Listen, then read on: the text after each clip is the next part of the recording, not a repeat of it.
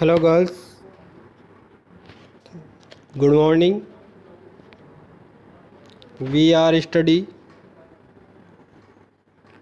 BSc second year zoology, paper third, unit second के अंतर्गत हम आज अध्ययन करेंगे टॉपिक है ecosystem and productivity. Ecosystem and productivity, पारितंत्र और उत्पादकता। इस टॉपिक में हम आज सबसे पहले अध्ययन करेंगे कंसेप्ट ऑफ प्रोडक्टिविटी, अवधारणा के बाद हम इसके अंतर्गत उत्पादकता की मूलभूत अवधारणाओं के 3 प्रकारों का अध्ययन करेंगे। इसके बाद हम उत्पादकता के प्रकार, जो कि मुख्यतः 2 प्रकार है, उनका अध्ययन करेंगे। तो आइए सबसे पहले देखते हैं हम उत्पादकता की अवधारणा। उत्पादकता की अवधारणा क्या होती है? इकाई क्षेत्र में इकाई समय में होने वाला उत्पादन, उस क्षेत्र की उत्पादकता कहलाती है। क्या समझे आप? इकाई क्षेत्र में अपन जैसे खेत के हिसाब से ले सकते हैं 1 बीघा या 1 हेक्टेयर, ठीक है। उस इकाई क्षेत्र में इकाई समय का मतलब यहाँ जैसे फसल के लिए एक ऋतु, जायद की ऋतु हो सकती है, रबी की हो सकती है, खरीफ की हो सकती है। तो इकाई क्षेत्र में इकाई समय में होने वाला उत्पादन उस क्षेत्र की उत्पादकता कहलाता है, ठीक है ना। उस क्षेत्र में उस पर्टिकुलर विशेष समय में कितना उत्पादन हुआ। अब हम चलते हैं विश्वसनीय विधियों से ही उत्पादकता को जानकर एक जैव प्रकार की उत्पादकता ज्ञात कर दूसरे जैव प्रकार से उसकी तुलना की जा सकती है।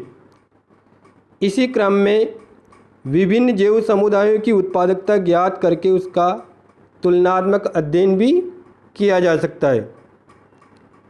इकोलॉजिस्ट क्लार्क के अनुसार उत्पादकता की मूलभूत अवधारणाएं क्रमशः 3 तरीके से परिभाषित होती है, जिसमें पहला है खड़ी फसल, सेकंड है हटाए गए पदार्थ और थर्ड है उत्पादन दर।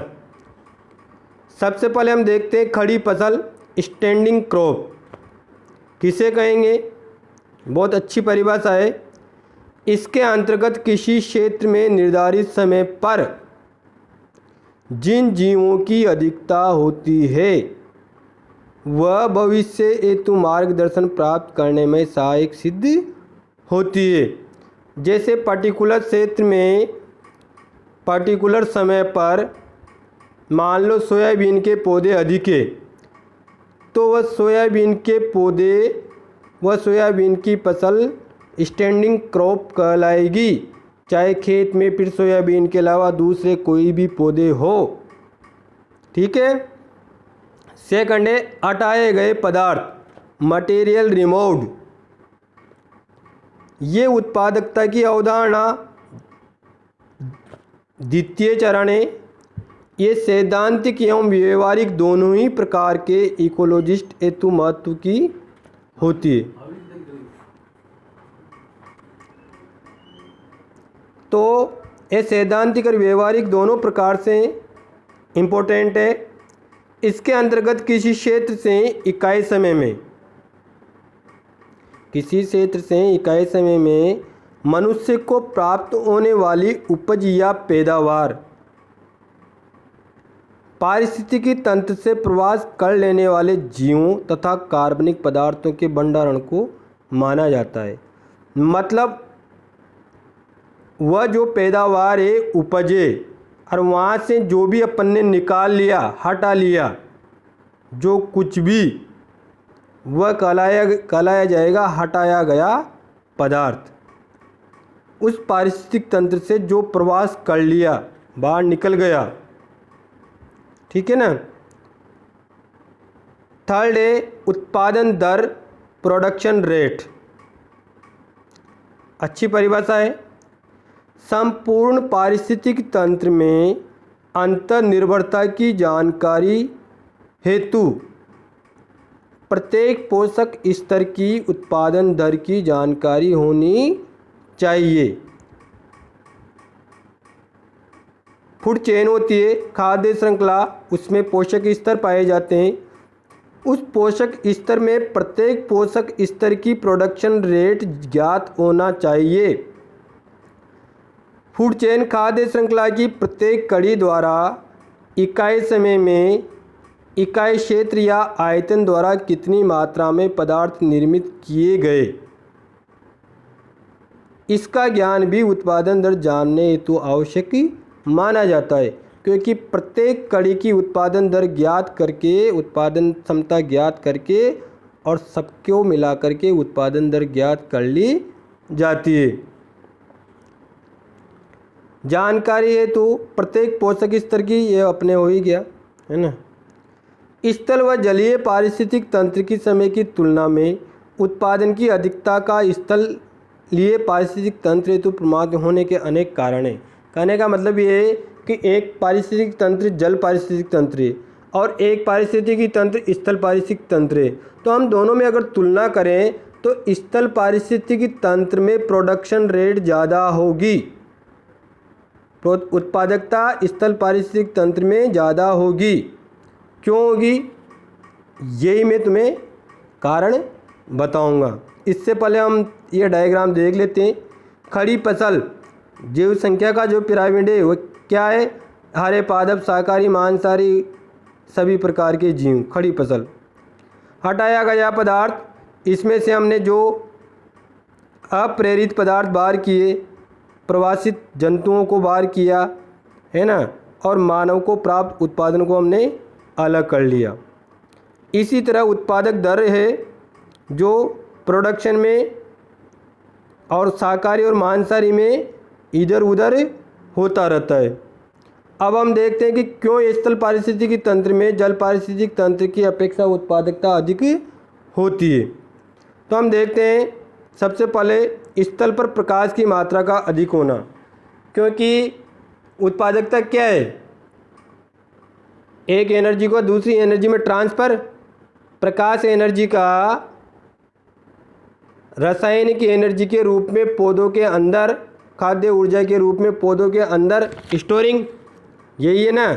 तो स्थल पर प्रकाश की मात्रा अधिक होगी तो स्थल पर उत्पादकता भी फिर अधिक होगी, प्रकाश संश्लेषण ज़्यादा होगा। आई बात समझ में। अच्छा, सेकंड चलते हैं, खाद्य श्रृंखलाओं का छोटा होना। स्थल पारिस्थितिकी तंत्र में खाद्य श्रृंखलाएँ छोटी होती है क्योंकि खाद्य का विकल्प मौजूद होता है और जाल नुमा बना रहता है।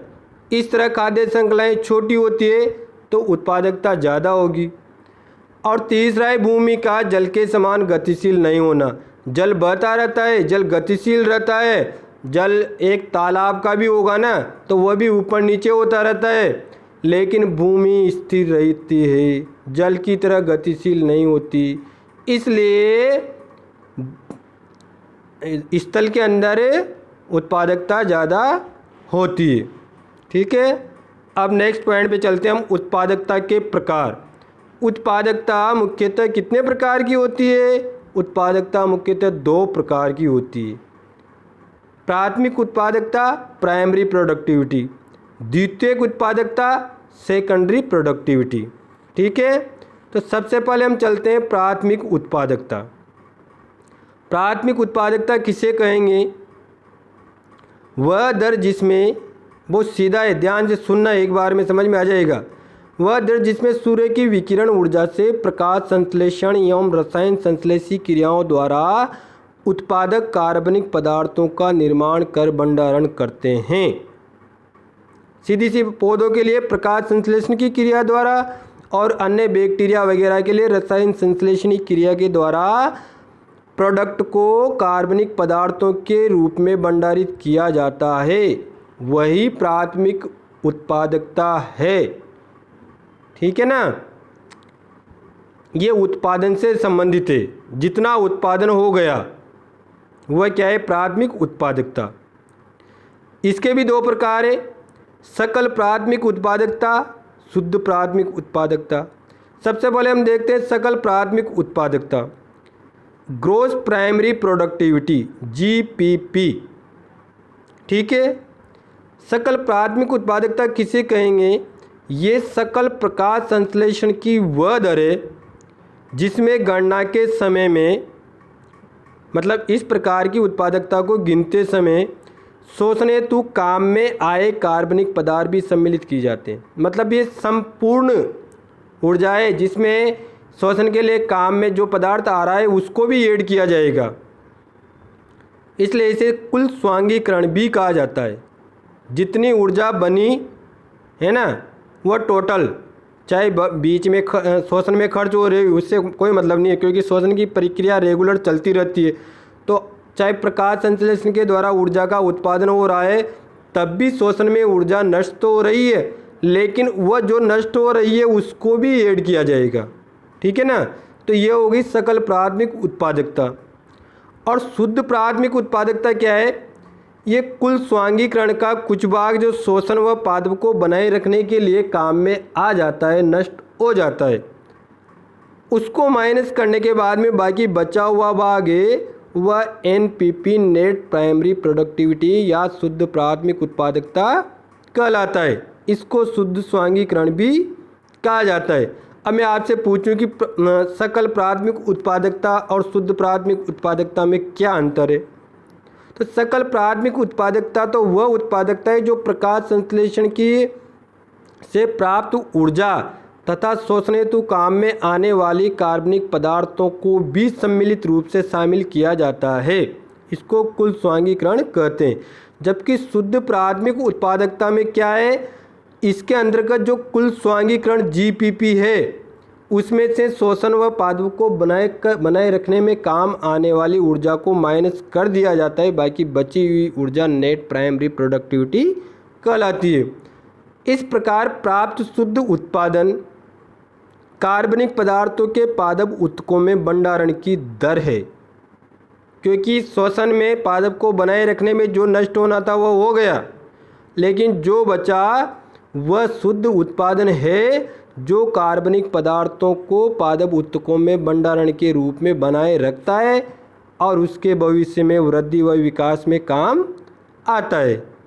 ठीक है ना, ये हो गया शुद्ध स्वांगीकरण, सकल उत्पादन माइनस शोषण। ठीक है, और इसको अगर हम एक कम्युनिटी के रूप में डिपेंड करना चाहें तो इस तरह समुदाय के लिए शुद्ध सामुदायिक उत्पादन नेट कम्युनिटी प्रोडक्शन को कार्बनिक पदार्थों के भंडारण की उस दर को माना जाता है जो बहुपोषी समुदाय काम में नहीं लेते हैं। ठीक है ना,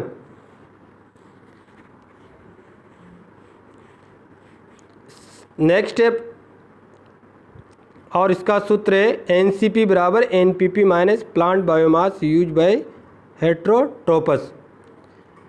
अब सेकंड है अपनी द्वितीयक उत्पादकता। प्राथमिक उत्पादकता समझ में आएगी, द्वितीयक भी आ जाएगी। उपभोक्ताओं के पोषक स्तर पर ऊर्जा भंडारण की दर द्वितीयक उपभोक्ता कही जाती है। ठीक है ना, वहाँ प्राथमिक उत्पादकता कहाँ तक सीमित थी, केवल प्रोड्यूसर तक, उत्पादक तक, केवल प्लांट तक सीमित है। द्वितीयक उत्पादकता उपभोक्ताओं से शुरू होती है। ठीक है, तो उपभोक्ता के पोषक स्तर पर ऊर्जा भंडारण की दर द्वितीयक उत्पादकता कही जाती है।